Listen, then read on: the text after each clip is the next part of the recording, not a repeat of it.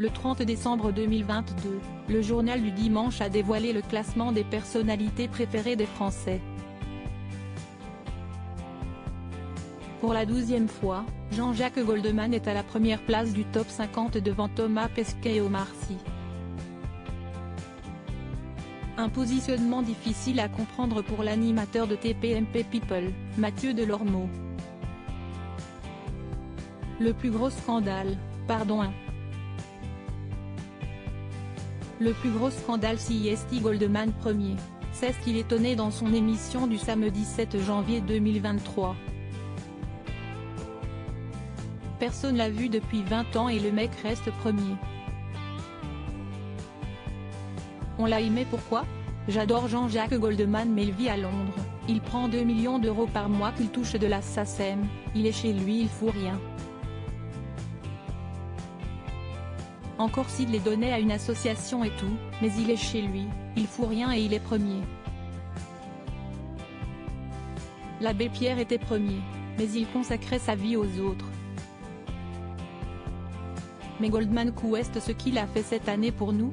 A ajouté l'acolyte de Cyril Hanouna. La conclusion CIST que quand on ne te voit plus, les gens t'aiment.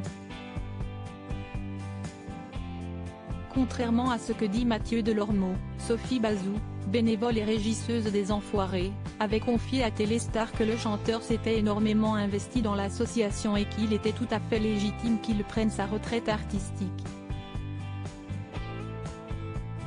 Ce n'est pas comme s'il n'avait rien fait pour les restos pendant 30 ans. S'il a envie de prendre sa retraite, ça se respecte. Il n'y a pas de forcing, avait-elle ainsi confié en 2021.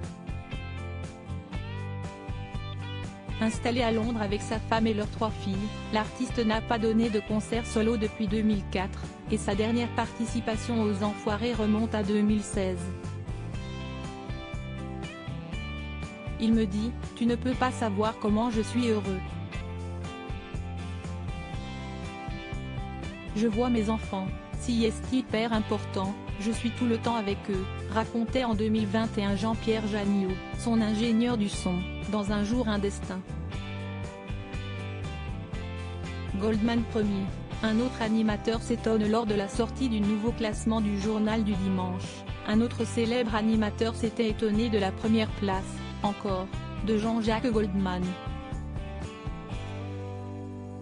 Pour Michel Denisot, elle n'était pas méritée. Si tu ne dis rien tu peux devenir personnalité préférée des Français qui pensent que tu penses comme eux, avait-il écrit sur Twitter, avant de supprimer son message. Justement parce qu'il continue de se préserver dans le silence, Jean-Jacques Goldman doit bien se moquer de tous ces commentaires qui le visent. Le plus important reste l'amour éternel que le public lui porte.